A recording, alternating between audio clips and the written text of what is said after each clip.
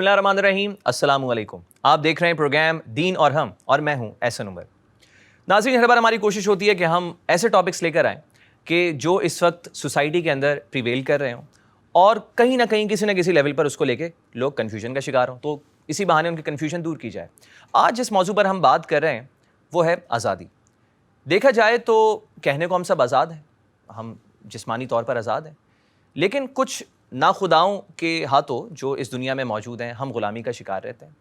ہم ذہنی طور پر غلامی کا شکار رہتے ہیں، ہم نفس کے ہاتھوں غلامی کا شکار رہتے ہیں. تو آج اس چیز کو سمجھنے کی کوشش کریں گے کہ اسلام آزادی کا کیا تصور پیش کرتا ہے. اور اس موضوع پر بات کرنے کے لیے آج اسٹوڈیو میں ہم نے دعوت دی ہے ڈاکٹر سید ایاز شاہ صاحب کو. عالم دین ہیں، پی ایچ ڈی ڈاکٹر ہیں، اور ساتھ ہی ایم بی اے ان کا اسلامک بینکنگ اور فائنانس میں. ان سبجیکٹس میں تو وہ مہارت رکھتے ہیں، لیکن اس کے علاوہ بہت خوبصورت انداز بیاں کے بھی حامل ہیں. تو آئیے آپ کی ملاقات کراتے ہیں. السلام علیکم. وعلیکم السلام ورحمۃ اللہ. مزاج گرامی سر. الحمدللہ احسن بھائی، اللہ کا بڑا کرم. جزاک اللہ سر، آپ نے ٹائم نکالا اس خاص موضوع کے لیے، اور جس پر میں سمجھتا ہوں کہ آج اس وقت کی ضرورت بھی ہے کہ ہم اس پر بات کریں، کیونکہ ہم نے آزادی کی ڈیفینیشن کو بہت زیادہ اپنے لیے پرابلمیٹک بنا لیا. ہم کنفیوز ہو کے رہ گئے ہیں آزادی کے اندر بھی. ہم کہتے تو ہیں کہ ہم 14 اگست کو ہم نے آزادی حاصل کر لی تھی، لیکن وہ آزادی پریکٹس کرتی ہوئی نظر نہیں آتی ہمیں. اور کیا آزادی کا مطلب صرف یہی ہے کہ روڈس میں نکل جائیں 13 اگست کی رات کو، اور وہ کیا آج کل تو باجے بھی آ گئے ہیں وہ بھی بجائیں اور لوگوں کو جو ہیں وہ تنگ کرتے پھریں، یا ان کو نیندیں حرام کر لیں، ہے نا، نیندیں حرام کرتے پھریں. ان کی جو صحیح لفظ ہے وہ میرا خیال ہے یہی ہے. تو صحیح ڈیفینیشن اسلام ہمیں آزادی کی کیا بتاتا ہے؟ دیکھیں آزادی کا جو تصور ہے اسلام میں وہ یہ ہے کہ انسان فطری طور پر یہ آزاد پیدا ہوا ہے اپنے ایکشنز کے اعتبار سے، اپنے موٹیوز کو چوز کرنے کے اعتبار سے، اپنے پروفیشن کو چوز کرنے کے اعتبار سے، اپنے لائف سٹائل کو چوز کرنے کے اعتبار سے، اپنی زندگی کا طریقہ کار وضع کرنے کے اعتبار سے اس نے کیسے زندگی گزارنی ہے. انسان آزاد پیدا ہوا ہے، کوئی اپنی مرضی کسی کے اوپر تھوپ نہیں سکتا. ایکشنز کے اعتبار سے تو آزاد ہے، لیکن نتائج اس کے کیا ہوں گے وہ اس کے ایکشنز پہ ڈیپینڈ کرتا ہے. تو اس کو شریعت میں تکلیف کہا جاتا ہے، مکلف ہونا.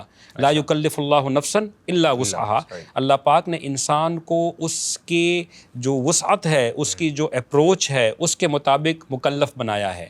تو اگر وہ اس مکلف کے حدود اور قیود کے اندر وہ فال کرتا ہے تو اس کے ایکشنز کے ذمہ دار انسان خود ہی ہوگا. اگر وہ اس میں فال نہیں کرتا تو وہ ایکشنز کا ذمہ دار نہیں ہے. مثلا چھوٹا بچہ ہے، وہ جو بھی کام کرتا ہے تو وہ شریعت میں بالکل آزاد ہے، وہ اس کے ایکشنز کا حساب نہیں ہوگا. ایک مجنون ہے، پاگل ہے، ایک کوما میں گیا ہوا شخص ہے، تو ایسے لوگ ایکشنز کے ذمہ دار نہیں ہوتے.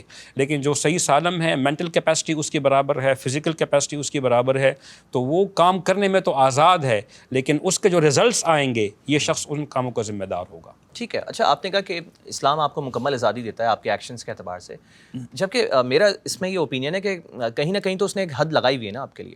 اگر آپ اسی کی بات کر لیں کہ فار ایگزامپل کاروبار کو اگر ہم دیکھ لیتے ہیں تو کاروبار میں بھی جو حلال کاروبار ہیں اس کی تو آپ کو اجازت ہے، جو حرام ہیں یا ناجائز کاروبار ہیں اس کی آپ کو بالکل اجازت نہیں دی گئی ہے. اسی طرح آپ اپنے روزمرہ کے معاملات دیکھ لیں، اس میں بھی آپ کو ان چیزوں کی تو اجازت ہے جس میں دوسرے کو تکلیف نہیں پہنچ رہی، لیکن جہاں دوسرے کو تکلیف پہنچ رہی ہو یا جو ناجائز کام ہو اس کی آپ کو بالکل اجازت نہیں دی گئی. تو مکمل طور پہ آزادی تو پھر اسی طرح آپ اگر نیشنل لیول پر دیکھ لیں تو قومی سطح پر مختلف قوانین بنا دیے گئے ہیں، آپ کا ایک آئین ہے جس کو آپ نے فالو کرنا ہے، تو اس میں بھی آپ کو مکمل طور پہ آزادی حاصل نہیں ہے. تو یہ مکمل آزادی صرف ایک متھ ہے یا یہ کہیں ایگزسٹ بھی کرتی ہے؟ نہ، یہ متھ نہیں ہے، بالکل ایگزسٹ کرتی ہے. میں نے آپ سے عرض کیا کہ آپ اپنے ایکشنز کے خود ذمہ دار ہیں، اپنے ایکشنز میں آزاد ہیں، اعمال کرنے میں آزاد ہیں، لیکن اس کے نتائج کے آپ خود ذمہ دار ہیں. تو شریعت آپ کو کہتی ہے کہ بھئی انسٹرکشنز تو دے دی ہیں کہ جو مکلف ہے یہ اس سیکنڈ کیٹیگری میں فال کرے گا، کہ جو مکلف ہے وہ اگر یہ ایکشنز کرے گا تو اس کا یہ نتائج ہوں گے، یہ ایکشنز کرے گا تو یہ نتائج ہوں گے، یہ نتائج یہ ہوں گے. ٹھیک ہے. تو انسٹرکشنز تو ہیں. ہم اگر کوئی بھی فن سیکھتے ہیں دنیا میں تو اس کے اپنے بائی لاز ہوتے ہیں، اپنے سٹینڈرڈز ہوتے ہیں، اپنے ایس او پیز ہوتے ہیں. میں سوئمنگ سیکھتا ہوں تو انسٹرکٹر مجھے بتائے گا اگر تم اس طریقے سے سوئمنگ کرو گے تو تم اچھے سوئمر بن سکتے ہو. اگر اپنے طور پر اپنا سسٹم لے کر چلو گے تو میں تمہارے ایکشنز کا ذمہ دار نہیں ہوں. آپ روڈ پہ گاڑی نکالتے ہو، روڈ کا آپ ٹیکس دیتے ہو، گاڑی آپ کی ہے، لیکن آپ ان کے بائی لاز کو، رولز کو فالو کرتے ہو. گرین پہ آپ نے چلنا ہے، اور ریڈ پہ آپ نے رکنا ہے, آپ نے بولا کہ میں ٹیکس بھی دیتا ہوں, گاڑی بھی میری ہے, میری مرضی ہے, تو اتنی پریویلیج کہیں پہ بھی نہیں ہے. کسی کمپنی میں آپ جاب کرتے ہو تو ان کے اپنے ایس او پیز ہوتے ہیں, بائی لاز ہوتے ہیں, اپنے ان کے پرنسپلس ہوتے ہیں, ان کو یو ہیو ٹو فالو. اگر اس کمپنی کے بینیفٹس لینا چاہتے ہو, اگر اس کے پے رول میں آنا چاہتے ہو, اگر اس کے جی بی فنڈ میں آنا چاہتے ہو, اگر اس کے پینشن سسٹم میں آنا چاہتے ہو, جتنے بھی اس کے بینیفٹس ہیں, پرکس اینڈ بینیفٹس, ان میں آنا چاہتے ہو آپ, تو you have to follow the rules. اور آپ نے ٹائم پہ آنا ہے, جہاں آپ نے کیا تو first warning, second warning, third warning, then thank you very much, then termination.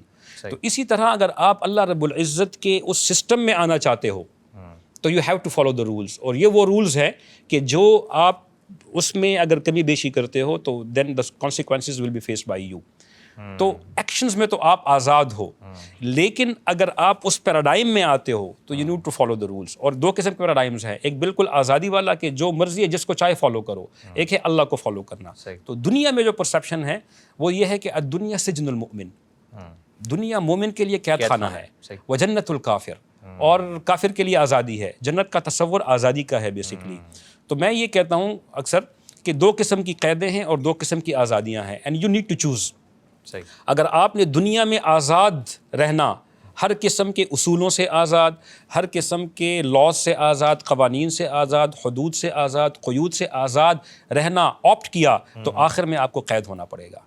اور اگر دنیا میں آپ نے ان اصولوں کے تحت قیدی والی زندگی گزاری تو آخرت میں آپ آزاد ہوں گے, پھر آپ کی مرضی ہوگی. اور اللہ پاک اپنی جو کوالٹیز ہیں ان میں سے دو کوالٹیز دیں گے. ایک تو اللہ ہمیشہ زندہ رہیں گے, یہ بندہ بھی ہمیشہ زندہ رہے گا. اور دوسری اللہ کن فیکون ذات ہیں, جو چاہتے ہیں وہ ہوتا ہے. تو آخر میں جو یہ چاہے گا وہ ہوگا. جنت میں یہ اس کو کوالٹیز ملیں گی اور یہ پریویلیج اس کو ملے گا. بالکل بالکل آپ نے بہت اچھے انداز میں اسلام کا ایک پرسپیکٹیو اس حوالے سے بتا دیا. اچھا, جب ہم اس کی دوسری فارم کی ذہنی غلامی کی بات کرتے ہیں, ہم ویسے تو آزاد ہیں, ہم ایک ایسے ملک میں رہ رہے ہیں جہاں آپ کو آزادی ہے کہ آپ اسلامک لاز کو اچھے سے پریکٹس بھی کر سکتے ہیں, جو پرنسپلس آپ کو بتائے گئے ہیں وہ آپ آرام سے فالو کر سکتے ہیں. لیکن ذہنی طور پر ابھی بھی شاید ہم اس غلامی کا کہیں نہ کہیں شکار نظر آتے ہیں, جیسے کہ ان کے سسٹم سے باہر نہیں نکل پاتے. ایک انفیریورٹی کمپلیکس ہے, ہمیں ابھی بھی گورا اچھا لگتا ہے, ہمیں ابھی بھی جو ایشینس ہیں یا اپنے پاکستانی بھائی بہنیں ہیں تو ان میں کہیں نہ کہیں وہ ایک لیبلنگ ہم کرتے ہوئے نظر آ رہے ہوتے ہیں, ہے نا. ہمیشہ ججمنٹل کہتے بھی ہیں کہ ڈونٹ بی ججمنٹل, لیکن اس جملے کے اندر بھی ورڈ ججمنٹل ہے, تو ہم کہیں نہ کہیں ججمنٹ تو اپنی دے ہی رہے ہوتے ہیں مسلسل. تو ذہنی غلامی سے ہم باہر نہیں نکل پا رہے, اس کا کوئی نسخہ ہے ذہنی غلامی سے آپ باہر کیسے نکل سکیں؟ بالکل, بہت ہی اکثر نسخہ ہے. بہترین نسخہ یہ ہے کہ ہم اپنے دین کو سمجھنے کی کوشش کریں. جو اس کا پیراڈائم ہے, جو اس کے پرسپیکٹیوز ہیں, جو اس کے رولز ہیں, جو پرنسپلز ہیں, یہ ایسے پرنسپلز ہیں کہ جو انسان کے لیے ہی ڈیزائن کیے گئے ہیں. اور میں آپ سے اکثر یہ کہتا ہوں, لوگوں سے بھی, کہ اسلام ایک ضابطۂ حیات ہے, ایک دین فطرت ہے. تو جس سانچے میں انسان کو ڈھالا گیا ہے, جس سانچے میں کائنات کو ڈھالا گیا ہے, اس کے پورے پرنسپلز موجود ہے, اس کا پورا مینول موجود ہے, وہ قرآن کی صورت میں ہے. اس کے جو پریکٹسنگ ایگزامپلز ہے وہ محمد رسول اللہ صلی اللہ علیہ وسلم کی صورت میں, وہ صحابہ کرام رضوان اللہ تعالیٰ علیہم اجمعین کی صورت میں ہے. آپ ان کو دیکھیں, وہ کسی کمپلیکس کا شکار نہیں تھے. جب تک کہ ان رولز کو فالو کر رہے تھے تو دے ور رولنگ دا ورلڈ. 18ویں صدی عیسوی میں جب پہلی یونیورسٹی وہاں پر قائم ہوئی تھی, اور وہاں پر گریجویشن سیریمنی کے لیے کہا گیا کہ بھئی گریجویشن سیریمنی کے اعتبار سے ان کو کون سا لباس پہنایا جائے جو کہ ایک سمبل ہوگا سویلائزیشن کا. تو انہوں نے کہا کہ بھئی ان کو عرب کا لباس پہننا ہے, وہ لوز ڈریس جو ہوتا ہے, وہ جو ان کا تھوپ وغیرہ, جبہ, ایگزیکٹلی جبہ ہوتا ہے, وہ ان کو پہنایا گیا تاکہ یہ علامت تھی, وہ فخر سے پہنا کرتے تھے کہ بھئی ہم اس سویلائزیشن سے آئے ہیں, وہاں سے ہم نے علم حاصل کیا ہے. آج تک وہ جبہ اسی مختلف فارمز میں, لیکن وہی لوز ڈریس وہیں چلا آ رہا ہے. تو it's a symbol of our rich civilisation. جب تک ہم اسلام کے بنیادی اصولوں کو فالو کر رہے تھے تب تک وہ ہمیں فالو کر رہے تھے. when we were in golden ages they were in dark ages. لیکن پچھلے 200-250 سال سے ہم فطرت سے ہٹ گئے ہیں.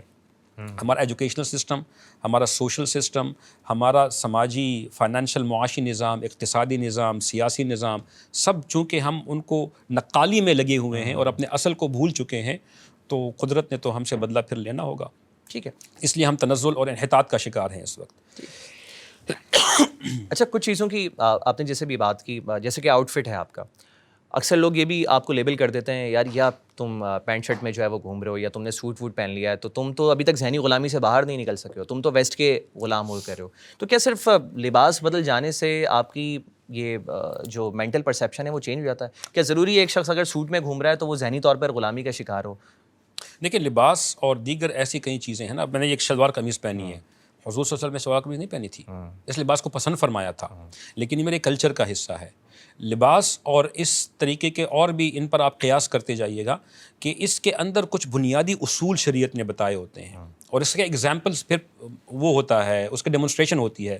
اصول یہ ہے کہ اس میں لباس کے اندر جو حیا کا عنصر یہ نمایاں ہو, انسان کے جو اعضاء ہیں وہ نمایاں نہ ہوں. ٹھیک ہے, صرف سکن کلر کو چھپانا یہ لباس نہیں ہے, بلکہ آپ کے جو وضع قطع ہے اعضاء کی, جو آپ کے پرائیویٹ پارٹس ہیں, ان کو چھپانا یہ مقصد ہے.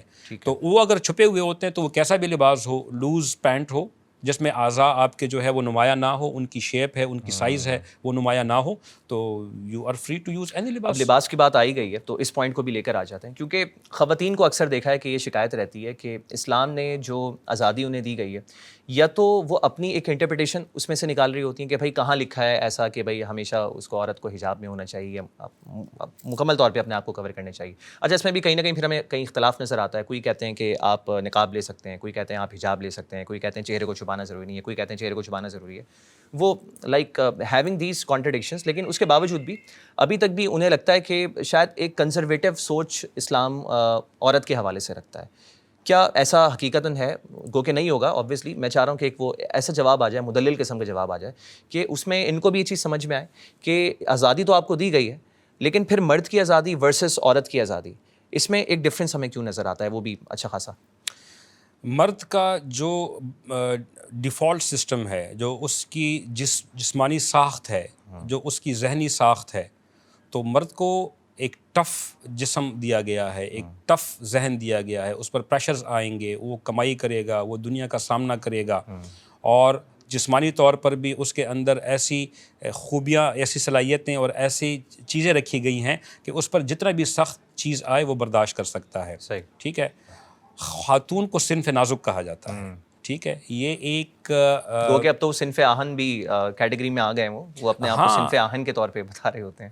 بالکل, بس یہ ایک اللہ رب العزت نے ان کو بائی ڈیفالٹ سسٹم دیا ہوا ہے, اور ایک ہم ان کو دوسری طرف لے کے آنا چاہتے ہیں.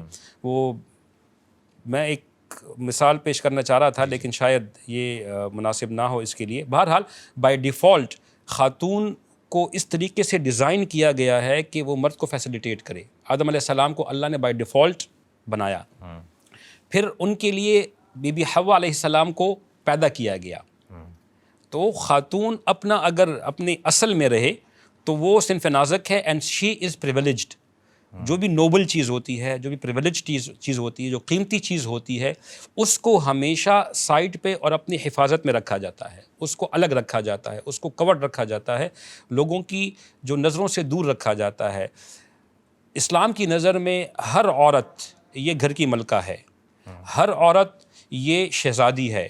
اگر بیٹی ہے تو یہ باپ کی شہزادی ہے, اگر یہ بیگم ہے کسی کی تو یہ اس کی ملکہ ہے, اگر کسی کی بہن ہے تو یہ اس کے آنکھوں کا ٹکڑا ہے, اگر کسی کی کوئی اور رشتے میں, یعنی جس رشتے میں بھی آتی ہے تو اس کو پروٹیکٹیو لیول پر رکھا گیا. اچھا سوری, آپ کی بات کاٹ رہا ہوں میں کیونکہ اسی سے ریلیونٹ پوائنٹ ہے. میں کہیں پڑھ رہا تھا, ایک خاتون کا میں نے اسی بات پہ اعتراض دیکھا کہ ہمیں مرد کے ساتھ ہی کیوں جوڑا جاتا ہے اپنا ایک سگنیفیکنس دکھانے کے لیے. جیسے کہ آپ نے ابھی ذکر کیا کہ اگر وہ بیٹی ہے تو وہ باپ کی شہزادی ہے, اگر وہ بیوی ہے تو اسی طرح وہ شوہر کے لیے, اور اگر وہ بہن ہے تو بھائی کے لیے. تو کہیں نہ کہیں یہ مرد ہی کیوں انوالو ہے اس میں اس کی وہ ان کے مطابق ان کی اپنی کیوں ایک شناخت نہیں ہے.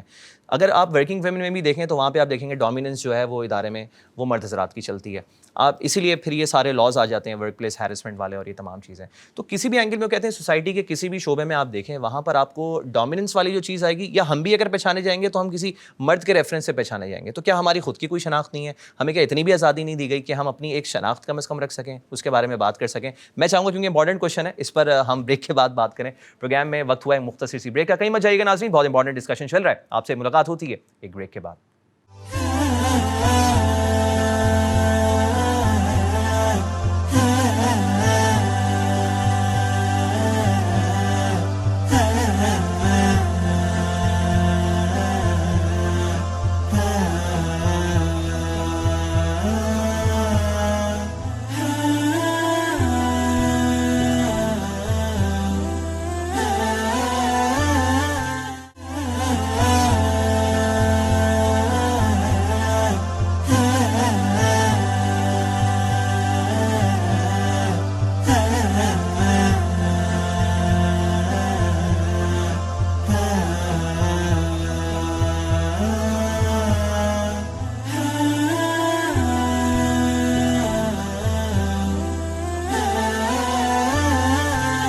خوش آمدید ناظرین، آپ دیکھ رہے ہیں پروگرام دین اور ہم، اور بریک پہ جانے سے پہلے ہم بات کر رہے تھے، سوال آپ نے سنی لیا ہوگا، کافی لمبی تمہید ہے اس کے اندر، تو جواب دیکھیں میں نے آپ سے عرض کیا کہ ایک بائی ڈیفالٹ کسی چیز کا ڈیزائن کرنا ہوتا ہے اور اس کو وہ تمام چیزیں دینی ہوتی ہیں جو کام اس نے دنیا میں کرنا ہوتا ہے.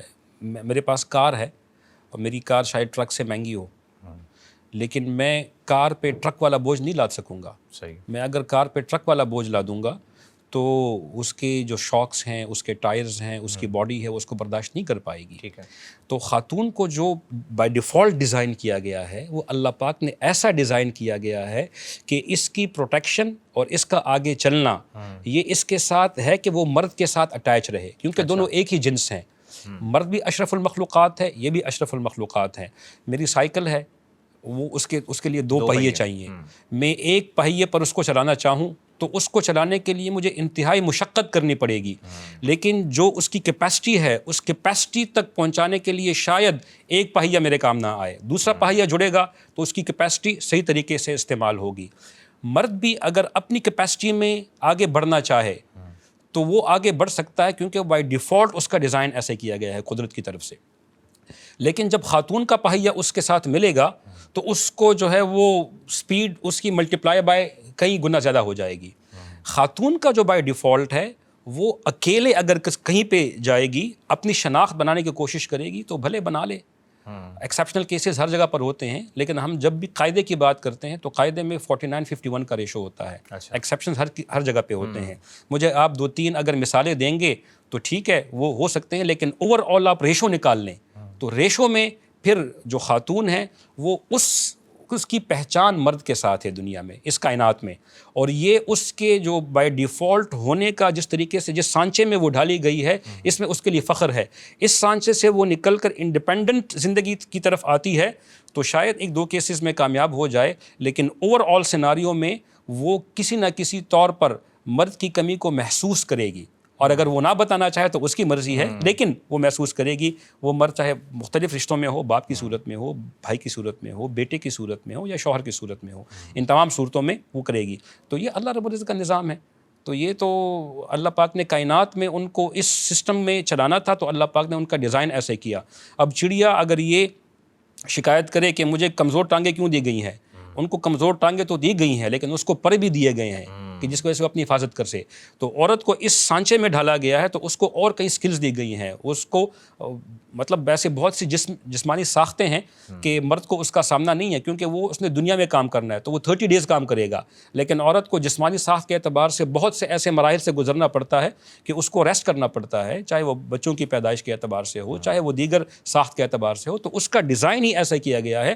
اگر وہ اپنے ڈیزائن سے لے کر اپنے جاب اسپیسیفکیشن یا جے ڈیز سے لے کر دوسرے کی جے ڈیز میں جائے گی تو وہاں پر ان پروفیشنلز چیزیں اس کو جو ہے وہ فیس کرنا پڑے گی اور اپنی طبیعت کے خلاف چیزیں فیس کرنا پڑے گی. تو ان کا یہ سوال بنیادی طور پر میرے خیال میں یہ اس پر کوسچن مارک ہونا چاہیے کہ یہ سوال غلط ہے.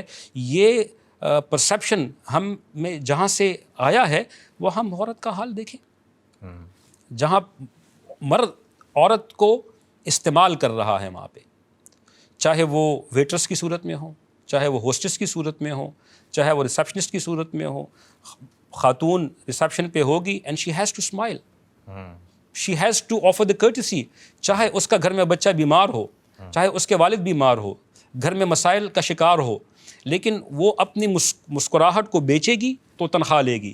اس کو اپنے مسائل کو دبانا پڑے گا تو عورت استعمال ہو رہی ہے. اللہ کرے کہ عورت کو یہ بات سمجھ میں آ جائے کہ جو اسلام نے اس کو حیثیت دی ہے وہ کسی اور معاشرے نے، کسی اور مذہب نے اس کو نہیں دی.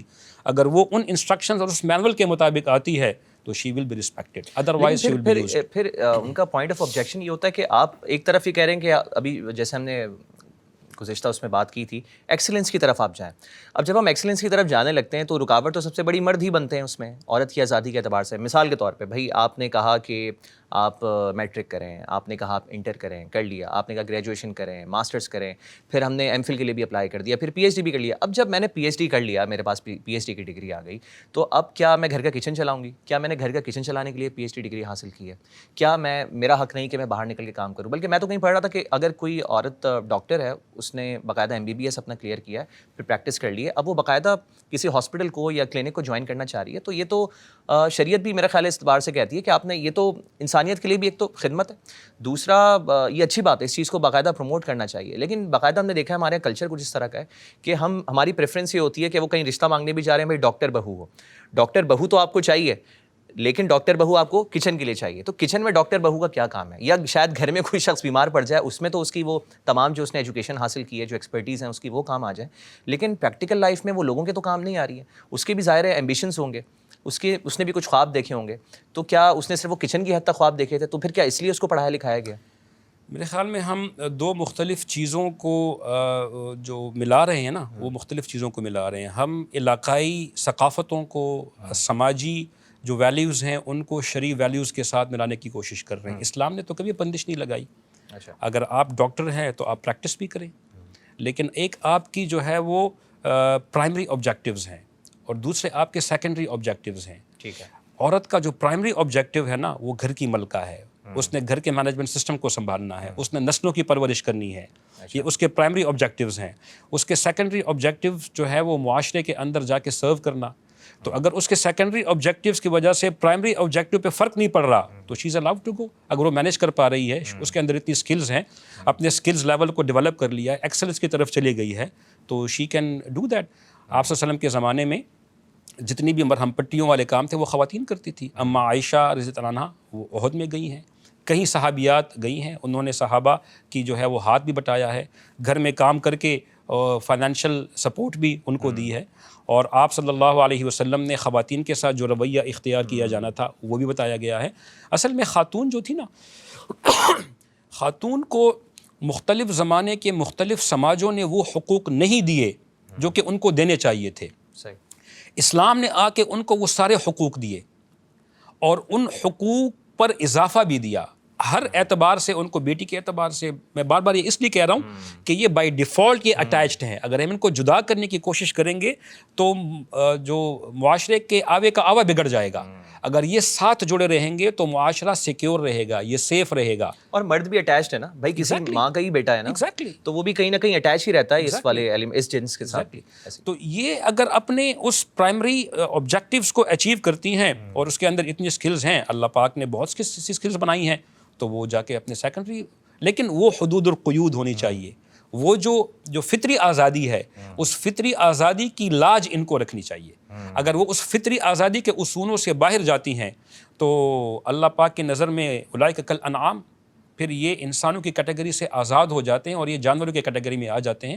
اور بل ہم اضل, بلکہ یہ اس سے گرتے جاتے ہیں, اور گرنے کی پھر کوئی حد نہیں ہے, اس میں تفضیل ہے تو وہ کنٹینیوٹی اس کے اندر آتی ہے. اور جیسے جانوروں کے بھی 3 قسمیں ہیں, ایک ہوتا ہے پالتو جانور, ایک ہوتا ہے درندہ, ایک ہوتا ہے موذی جانور. پالتو جانور کسی کو نقصان نہیں دیتا, درندہ لوگوں کے نقصان سے ہی اپنا فائدہ اٹھاتا ہے, اور موذی کسی کو نقصان دے کر اپنا کوئی فائدہ نہیں ہوتا. سانپ کسی کو ڈس لیتا ہے, اس کا پیٹ نہیں بھرتا, لیکن دوسروں کو تڑپتا ہوا دیکھ کر وہ خوش ہوتا ہے. تو ان لوگوں کے اندر جتنا وہ فطرت سے دور ہوتے جاتے ہیں, اللہ کی حدود سے دور ہوتے جاتے ہیں, ان میں جانوروں کی صفات آتی جاتی ہیں. اور 100 سانپوں کو آپ مار لیں, کوئی اللہ کو کوئی فرق نہیں پڑتا, لیکن ایک بے گناہ کو کسی نے قتل کر دیا تو اللہ پاک کہتے ہیں کہ پوری انسانیت کو قتل کرنے مترادف ہے.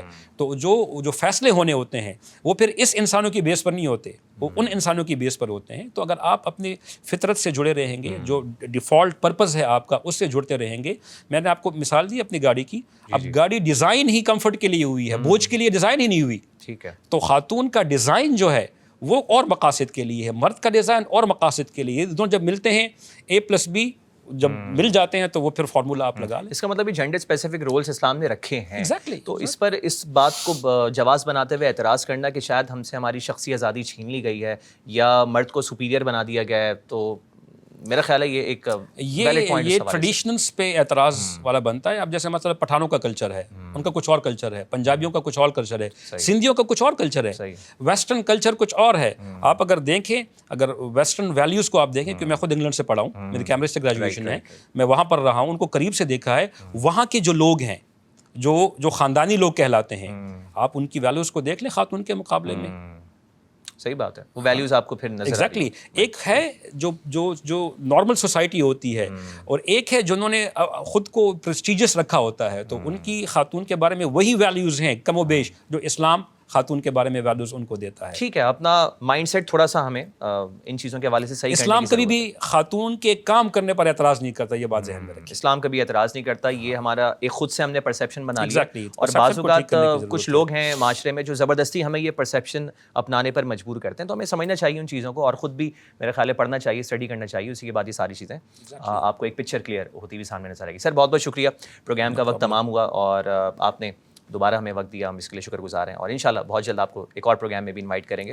سو ناظرین, یہ تھا آج کا پروگرام, اور آج ہم نے بات کی کہ اسلام آزادی کے حوالے سے کیا تصور پیش کرتا ہے, اور سیر حاصل ہم نے اس پہ گفتگو کی, مختلف پہلوؤں سے اس کا جائزہ لیا, اور میں سمجھتا ہوں کہ اس کے بعد یقیناً کچھ نہ کچھ پرسپیکٹیوز ہمارے چینج ہوئے ہوں گے. اور چینج کرنا دیکھیں مقصد نہیں ہے, چیزوں کو صحیح انداز میں پیش کرنا مقصد ہے. تو اگر وہ چیزیں صحیح انداز میں پیش ہوئیں تو میں سمجھتا ہوں کہ اس پروگرام کا مقصد ہم نے حاصل کر لیا ہے. بہت بہت شکریہ آج کا پروگرام دیکھنے کا. اپنا فیڈ بیک ہم تک ضرور پہنچائیے گا. آپ کی اسکرین پر ہمارے سوشل میڈیا ہینڈلز آپ کو نظر آ رہے ہوں گے, میں اس کا منتظر رہوں گا. اگلے پروگرام تک کے لیے ایسن عمر کو دین اور ہم سے دیجیے اجازت. اپنا خیال رکھیے گا. السلام علیکم.